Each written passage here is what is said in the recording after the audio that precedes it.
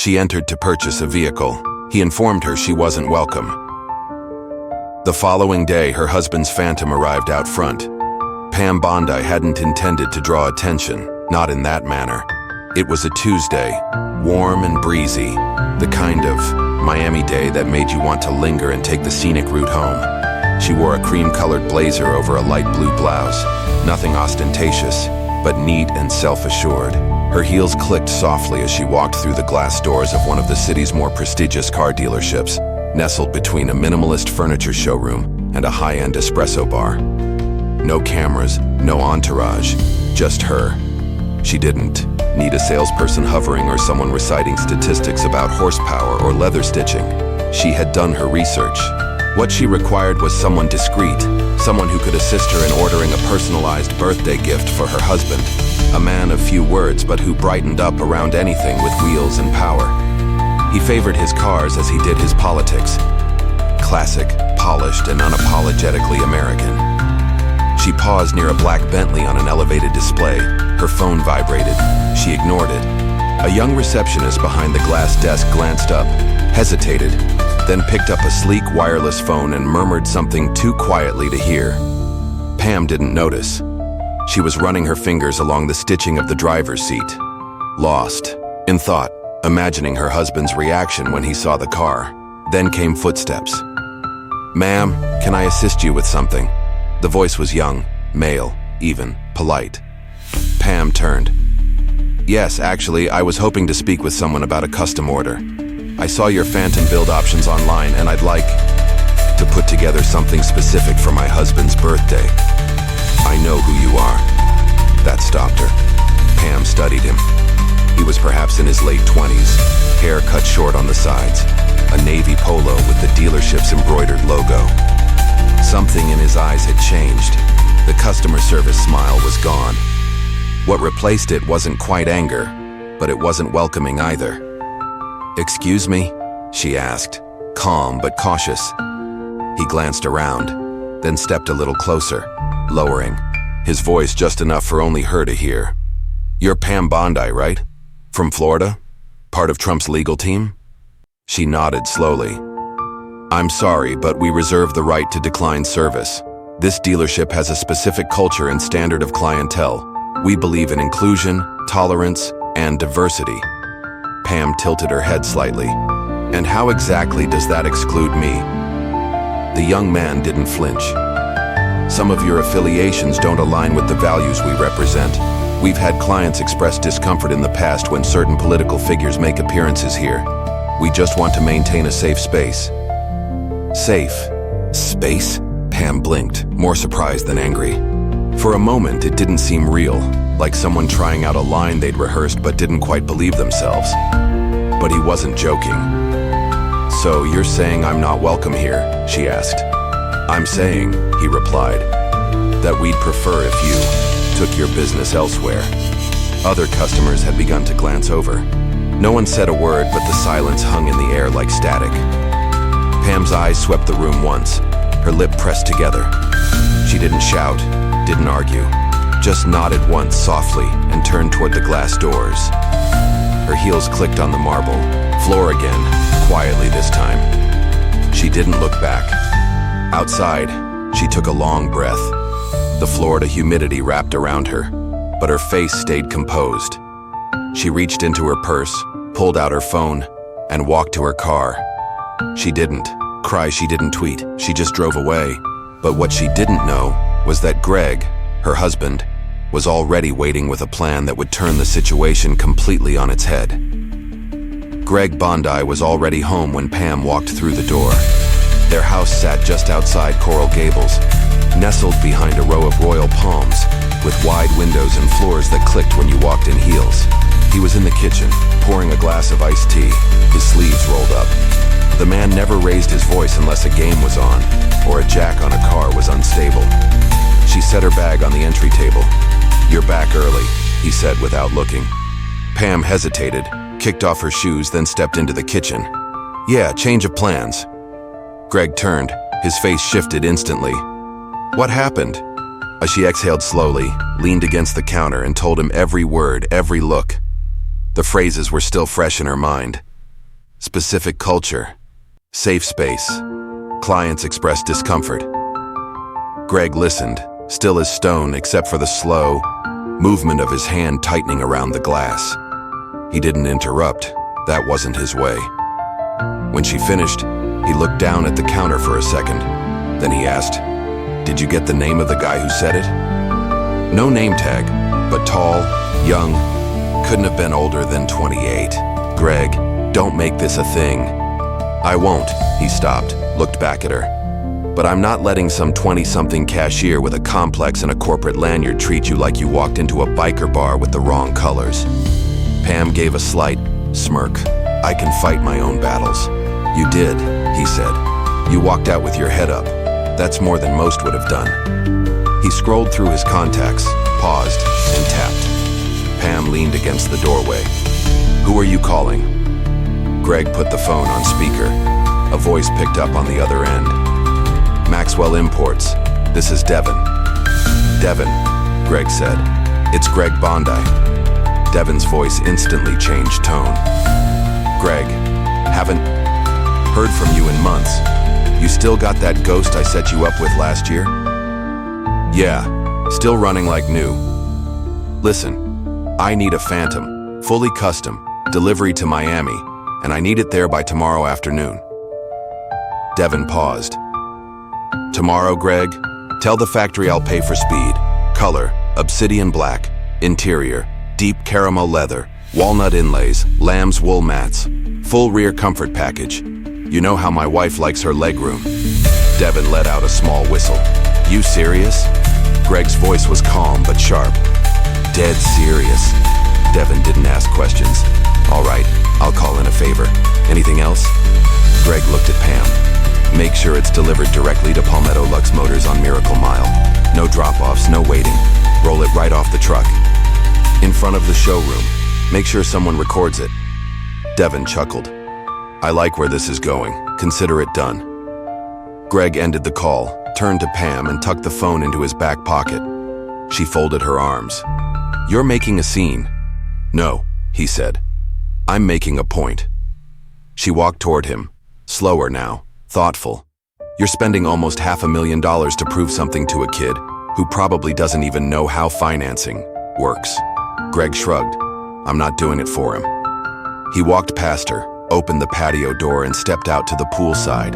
The air smelled faintly of chlorine and blooming jasmine. Pam stood inside, arms still crossed, unsure whether to laugh or roll her eyes. But deep down, she understood. It wasn't about revenge. It wasn't even about politics. It was about reputation, about showing people that dignity didn't mean weakness. But that was only half of it. Because by the next afternoon, what happened? At that dealership wouldn't just stay local. It was about to go way beyond Miami. The next morning came quiet, except for the light clink of coffee cups in the kitchen. Pam sat at the breakfast bar, scrolling through emails. Her phone had stayed mostly silent overnight. No alerts, no headlines, no social media buzz, just like she wanted.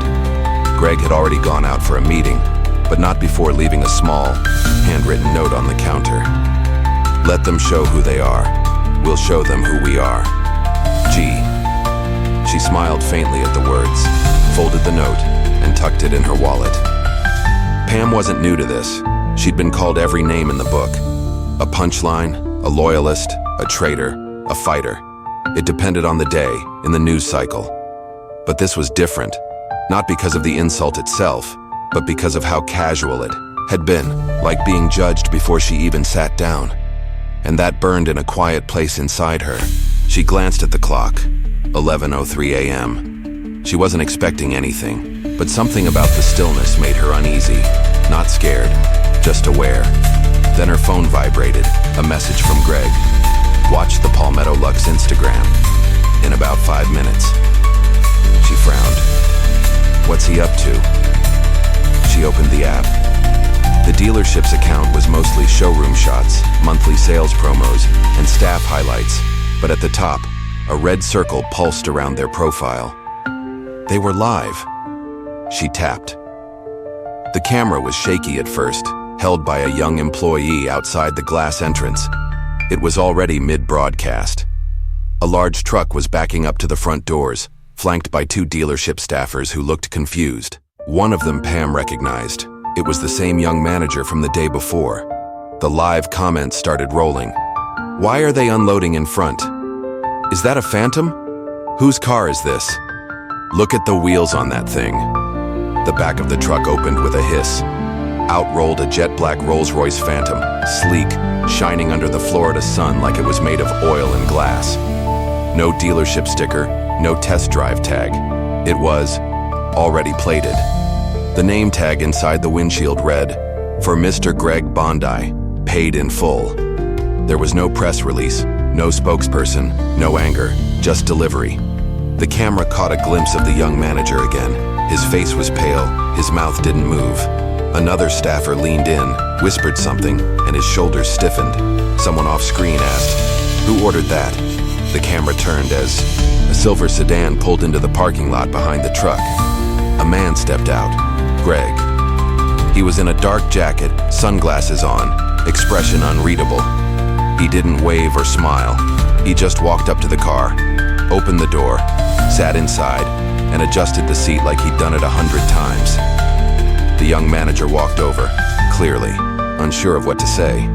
The mic on the phone barely caught it. "You here to see someone?" he asked. Greg didn't even look at him. He adjusted the rearview mirror, then calmly replied, "No, I'm just here to remind you who you turned away." The live feed cut off seconds later. Pam stared at the screen, speechless. Her phone started vibrating again, this time with texts. Friends, family, people from law school, even reporters she hadn't spoken to in years. "Was that your husband? They really kicked you out yesterday? This is going viral." She set the phone down and picked up her coffee. No comments, no public posts. She just sipped quietly, eyes focused on the garden outside.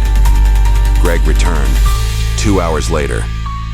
"I think that made the point," he said, setting the keys gently on the counter. Pam looked at him.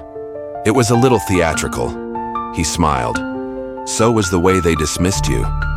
She didn't argue, but neither of them expected how fast that video would spread, or what kind of storm was about to start brewing online. By late afternoon, the clip had made its way to Twitter, Facebook, Reddit, and a handful of group chats Pam would never be part of. It had been reposted with shaky commentary, sarcastic memes, and even slowed-down versions of Greg's reply, captioned with things like, "Coldest line of the year." Pam didn't even have to say anything. People were doing the talking for her. Meanwhile, the dealership tried to clean things up. Their Instagram went quiet. Comments were turned off. The original live was deleted within hours, but it was already too late. Copies were everywhere. Even a local blogger had written a short piece titled, "Miami Luxury Dealer Refuses Conservative Figure, Gets Delivered a Phantom in Return," and it was catching fire. Inside the dealership, behind the tinted glass, the mood had shifted fast. The young manager, his name was Aiden Brody, was pacing inside his office. He wasn't just nervous, he was scared. He'd gone off script. The dealership didn't have an official political stance. His statement to Pam was personal, and now it was about to cost them. A senior exec from their parent company had already called. Twice. "Why would you say that?" she barked over speakerphone. I was trying to protect the space," Aiden stammered. "She's controversial. I thought it would make people uncomfortable." "You thought?" she snapped. "You thought you could speak for the entire company? You don't think, Aiden. You execute policy. And now, your statement has us trending for the worst reasons imaginable." He rubbed his temples. "I didn't know who her husband was. I didn't expect him to buy a $500,000 car and drop it on our front steps." "Yeah, well, guess what? Neither did we." She hung up. Out in the showroom, the staff was whispering. Customers were still walking in, pretending not to care, but glancing sideways at the Phantom, now parked across the street. It hadn't moved since delivery.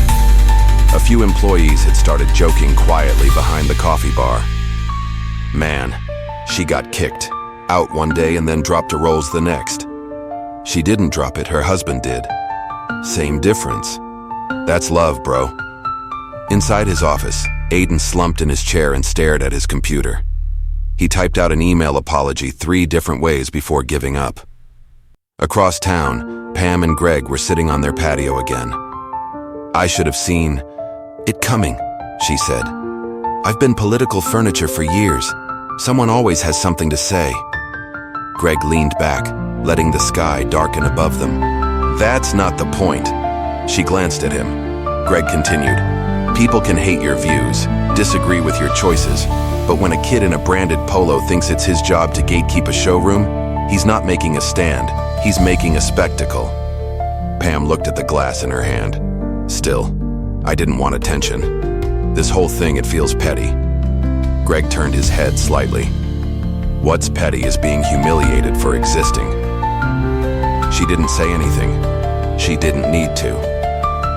Inside, the news was starting to bite. A local reporter from Fort Lauderdale was requesting a quote. Conservative bloggers were spinning the story as proof of industry bias. A few even suggested boycotts, though Pam privately rolled her eyes at those. She wasn't interested in punishment. She wasn't trying to be a martyr. She just wanted to buy her husband a birthday car. That's what stung the most. And Greg, he never said it out loud, but the gesture had less to do with revenge than respect. A way of saying, "You're not alone in this. I see you. I protect you." He picked up his phone later that night and sent one more message to Devin, the broker. "Thank you. The delivery was perfect. Don't say anything publicly. This wasn't a PR stunt." Devin replied, "Understood. But just so you know, that clip, it's blowing up." Greg replied, "Let it." But while the internet played referee and the dealership scrambled behind the scenes, something much bigger was starting to shift, and not just online. The public was watching closely now, and people were taking sides. The following morning, Palmetto Lux Motors opened at 10 a.m. sharp, like always, but the energy was different. Customers weren't just walking in to browse or ask about warranty extensions. They were looking around, whispering, asking, "Is this the place from the video?" 2 guys in their 20s came in wearing aviators and cargo shorts, not exactly the typical clientele for a dealership with a $300,000 minimum inventory. They walked straight to the front desk and asked, "Hey, where's the Phantom from the clip?" The receptionist smiled uncomfortably. "That vehicle's already been moved." "Damn," one of them muttered. "Would have been cool to see it." They left, without even grabbing a brochure. Inside the manager's office, Aiden Brody was spiraling. The corporate email thread had grown overnight, with words like liability, brand damage, and client discrimination bouncing between executives. Someone from legal had requested a full transcript of every client interaction from the past week. The dealership's general manager, an older guy named Trent who usually stayed in the background, finally walked into Aiden's office and closed the door. "Tell me exactly what you said to her." Aiden's mouth was dry. "I told her we reserved the right to refuse service, that her presence might make other clients uncomfortable." Trent folded his arms. "You said that to Pam Bondi, in a dealership. Built on client relationships. She's a public figure, controversial. I thought, you thought wrong." Aiden didn't respond. There wasn't a version of this where he looked good. Outside, another customer asked to speak to someone about the car in the video. When told the Phantom was no longer on site, the customer shrugged and left without a word.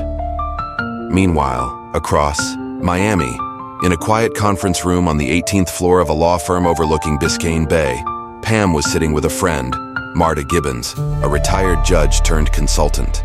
No cameras, no lawyers, just coffee between 2 women who'd seen what power could do when it got lazy. Marta sipped slowly. "You sure you don't want to respond?" Pam shook her head. "If I say something, it becomes a war. Then they get to play victim." "True, but people are talking. They want your side." Pam leaned back. "They're filling in the blanks just fine without me." Marta studied her for a moment, then nodded. "You always did know how to wait out a storm." Pam gave a half smile. "I've just learned when silence costs less." Meanwhile, the dealership's problems were growing, Local station aired a short segment that evening titled, "Did Politics Get Pam Bondi Banned from Buying a Car?" It wasn't flattering. The footage showed the delivery truck, the stunned reactions, the car slowly rolling down the ramp. Voiceover commentary danced between legal rights and public perception. Then came the phone calls. Customers started canceling. Appointments. A high-profile buyer postponed a delivery until the dealership clarified its stance. A luxury SUV that was scheduled for pickup stayed on the lot, untouched. Trent held a meeting that night with the entire staff. "We don't take political sides," he said flatly. "We sell cars. We build relationships. That's our brand, and whatever this was, that wasn't it." Nobody mentioned Aiden by name, but everyone knew.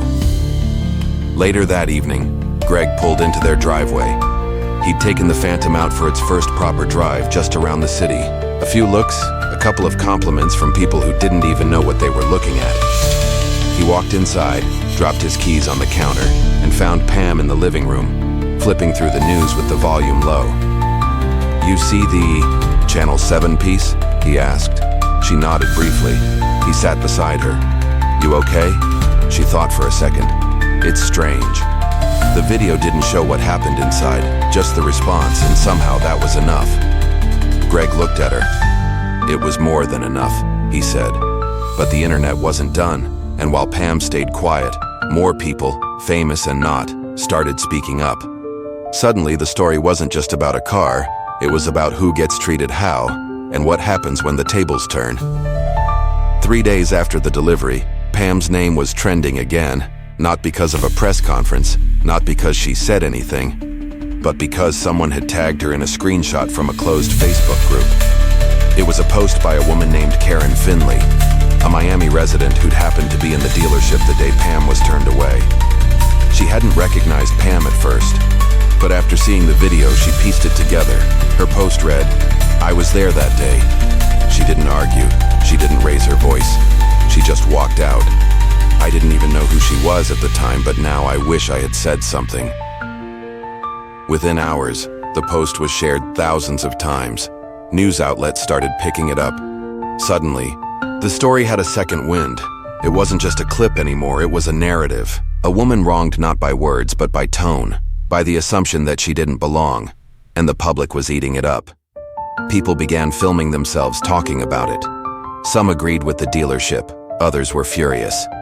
One TikTok, a stitched video showing the walk of shame turned into the ride of dignity, got over 3 million views in 24 hours. Still, Pam said nothing. No tweets, no interviews. She met with friends, had lunch, took phone calls, and each time someone asked, "Are you going to speak on it?" her answer stayed the same. No. But behind the scenes, her silence spoke volumes. Brands began to reach out. A watch company wanted to gift her a timepiece. A private car club extended a free lifetime membership. A conservative think tank asked if she'd be interested in using the moment as a platform. She declined all of it. "This wasn't a stunt," she told Greg. "I just wanted to buy you a car." He smiled. "Well, you bought me a car and a lesson." Back at Palmetto Lux Motors, the fallout was getting harder to manage. Trent, the general manager, sat in a back office with 2 corporate reps from Los Angeles. They'd flown in to deal with the mess. "We're considering placing you on administrative leave," one of them said to Aiden, who sat across from them, pale, fingers tapping the armrest of his chair. "I made a mistake," he said. "But this backlash, it's politics. You can't punish me for trying to protect the store's image." The other rep, a woman in her 50s, leaned forward. "You didn't protect the image, you damaged it. That woman didn't shout, she didn't protest, she didn't film anything, and now everyone sees her as the reasonable one." Aiden looked away. They didn't fire him, not yet, but he knew the writing was on the wall. Every day, fewer customers were walking in, and every day more people came just to take pictures outside, hoping to catch a glimpse of the car that started the storm. One man even proposed turning the video into an NFT. At home, Pam sat on the back patio with Marta again, this time with lemonade instead of coffee. "You know what I keep thinking?" Pam asked. "What's that?" If I'd yelled or made a scene, they would have had a reason to paint me as the problem. Marta nodded. But you didn't. Pam looked out at the garden. That's the thing. They expected a fight. They were ready for the loud version, but they weren't ready for someone just walking away. That's what shook them, Marta said. Greg walked out just then, 2 glasses of wine in hand. He handed one to Pam. You hear what that dealership's offering now? She raised an eyebrow. 10% off for first-time buyers, social media promo codes. They're scrambling. Pam gave a quiet chuckle. Discounts won't fix reputation. Greg clinked his glass against hers. No, but maybe silence will keep building yours. But even then, Pam had no idea that a national outlet was preparing to run a segment about the incident, turning this quiet moment into a conversation far bigger than any of them expected. It aired on a Thursday night, national TV, prime time. A 5-minute segment on a major news magazine show, introduced with that smooth voice everyone recognized. What happens when a former attorney general walks into a luxury dealership and is told she doesn't belong? This week, a quiet moment turned into a viral message about politics, pride, and power. They replayed the now familiar clip of the Phantom being delivered, slowed down the moment Greg stepped out of the car, added a soft instrumental in the background to drive the point home. A journalist narrated the story like it was a parable. They brought in a cultural commentator who described the act not as petty, but as elegant resistance. Another guest said, "This wasn't about left or right. It was about dignity. We're so used to outrage, we forget how strong quiet can be." Pam watched the segment from her living room, feet tucked under her on the couch, hands wrapped around a lukewarm mug. She didn't smile. She didn't frown. She just watched. Greg sat next to her, flipping through a pile of unopened mail. "Is it weird?" he asked. "Seeing your life narrated like a case study?" Pam shrugged. "I've seen stranger things on cable news." He chuckled. Her phone buzzed. A message from an old colleague, someone who hadn't spoken to her in years. "I just saw the story. You did more by saying nothing than I could have with a speech." Pam didn't reply. She didn't need to. The dealership, in a last-ditch effort to regain footing, posted a vague statement the next day. It didn't name her, it didn't mention the incident, but it was clear who it was about. "We are committed to creating an inclusive environment where all customers feel welcome. We recognize that recent events have sparked conversation, and we are listening." The comments were shut off within an hour. Aidan Brody was quietly moved to a different location. Greg never parked the Phantom in the garage. He kept it outside, polished under a custom car cover, parked just a few feet from the edge of their lawn. Neighbors would occasionally stop and ask about it, and Greg would just say, "Birthday gift from my wife." But even after all the media attention, even after the segment aired, Pam never tried to turn the moment into anything more. She didn't use it for clout. She didn't turn it into a speech. She didn't try to win the internet. Because sometimes the most powerful message is silence, backed by action. Not everything has to be shouted. Not every insult needs a reaction. Sometimes the loudest voice in the room is the one that doesn't say a thing, but makes everyone else rethink how they speak. That dealership, they'll forget eventually. They'll change staff, change policies, change the color of their walls. But that clip of the Phantom rolling down the ramp, that will stick around. Because it wasn't a show, it wasn't vengeance. It was restraint wrapped in leather seats and horsepower. A reminder that the way you carry yourself when no one's watching speaks louder than the noise that comes after. And maybe that's the lesson in all of this. The world's loud enough. Be the one who moves different, who chooses respect when it's not given, who holds their head high even when others try to drag them low. Pam never wanted to be a symbol, but for a moment, without raising her voice, she became one anyway, and the world listened. If this story moved you, if it made you pause, share it with someone who needs the reminder. You don't always have to shout to be heard. Subscribe for more real stories that show what character looks like in the moments that matter.